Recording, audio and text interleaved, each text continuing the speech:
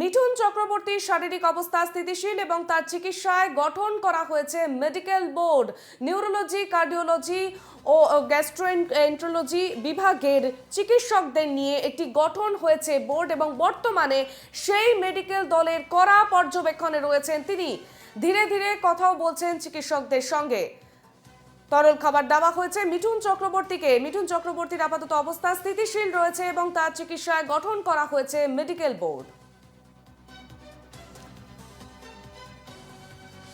আমাদের সঙ্গে সরাসরি রয়েছেন আমাদের প্রতিনিধি দেবরাজ হালদার। দেবরাজ, এই মুহূর্তে মিঠুন চক্রবর্তীর অবস্থা আমরা যেমনটা জানতে পারছি যে স্থিতিশীল পরিস্থিতি, আর কি আপডেট রয়েছে? দেখো, মিঠুন চক্রবর্তী গতকাল দেবশ্রী রায় এবং দেব এসে দেখা করে গিয়েছে এবং সেই জায়গা থেকে তিনি কিন্তু অত্যন্ত স্মৃতিশীল কালকেরই কিন্তু জানিয়েছে এবং রাজ চক্রবর্তী দীর্ঘক্ষণ তার সাথে গল্প করেছে এবং বিজেপি নেতা শ্রমিক ভট্টাচার্য তার সাথে এসেছিলেন, কথা বলেছেন এবং সেই জায়গা থেকে অত্যন্ত সংকটমুক্ত মিঠুন চক্রবর্তী।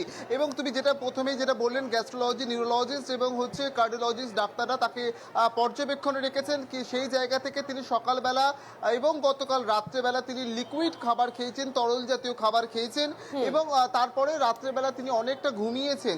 সেই জায়গা থেকে ডাক্তাররা জানাচ্ছেন তিনি আগের থেকে অত্যন্ত স্মৃতিশীল। এবং আজকের তোমাকে জানিয়ে রাখবো যে আজকের দুপুর 3টে নাগাদ সুকান্ত মজুমদার তিনি আসতে পারেন মিঠুন চক্রবর্তীর সঙ্গে দেখা করার জন্য। এর আগেও তুমি জানো যে গতকাল সেটা আমরা দেখিয়েছিলাম যে শ্রমিক ভট্টাচার্য তিনি কিন্তু এসেছিলেন মিঠুন চক্রবর্তীর সঙ্গে দেখা করার জন্য।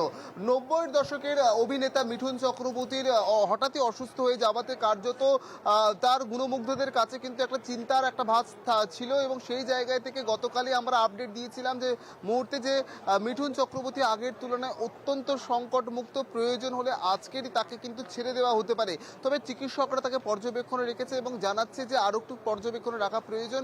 সেই জায়গা থেকে লেটেস্ট যে বুলেটিন সেটা কিন্তু এখনো পর্যন্ত যতক্ষণ না আমাদের কাছে আসছে আমরা দর্শকদের বলতে পারছি না যে আপাতত কিন্তু এখনো পর্যন্ত যেটা আপডেট তাকে লিকুইড খাবার দেওয়া হয়েছে এবং তিনি চিকিৎসায় সাড়া দিচ্ছেন, ডাক্তারদের সাথে কথা বলছেন।